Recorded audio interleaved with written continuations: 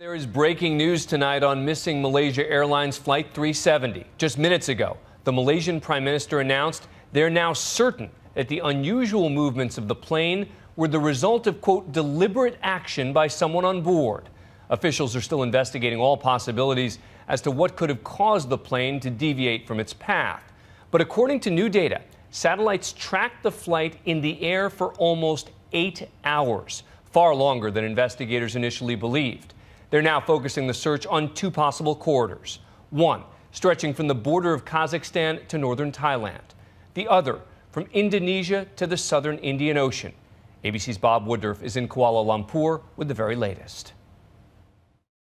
After 1 week of searching thousands of miles over land and sea, Malaysian Prime Minister Najib Razak spoke at a news conference for the first time since Flight 370 vanished.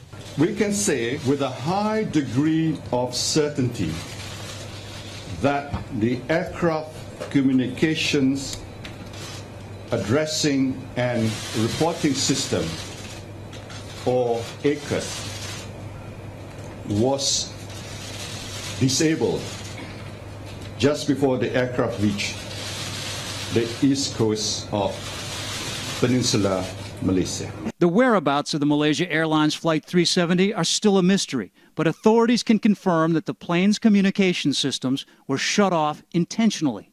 These movements are consistent with deliberate action by someone on the plane. And this news, according to new data, satellites tracked the flight in the air over 7 hours.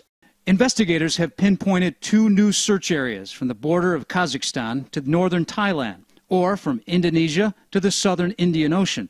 Thousands of miles apart, they now can end their search in the South China Sea. U.S. investigators tell ABC News they now know the plane made more than one turn and flew out over the Indian Ocean. That indicates that somebody may be on the controls. The two communication systems were turned off on purpose. Pilots know how to do this, as ABC was shown in a Boeing simulator today. It can be relatively easily switched off by rotating the knob anti-clockwise. A data system was also turned off, according to our source, but part of that system keeps working. It can't be turned off, something pilots around the world didn't know until yesterday. It's a transmitter still pinging, talking to a satellite every hour, sending a signal that is then relayed to the ground. Someplace on the top here is a transmitter that's sending a signal up to the satellite? Yeah. Even if they found wreckage, it could be deep, parts of the Indian Ocean, as deep as 9 World Trade Center buildings.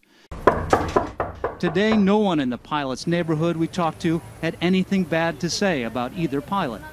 We realize this is an excruciating time for the families of those on board. No words can describe the pain that must be going through. For Nightline, I'm Bob Woodruff in Kuala Lumpur.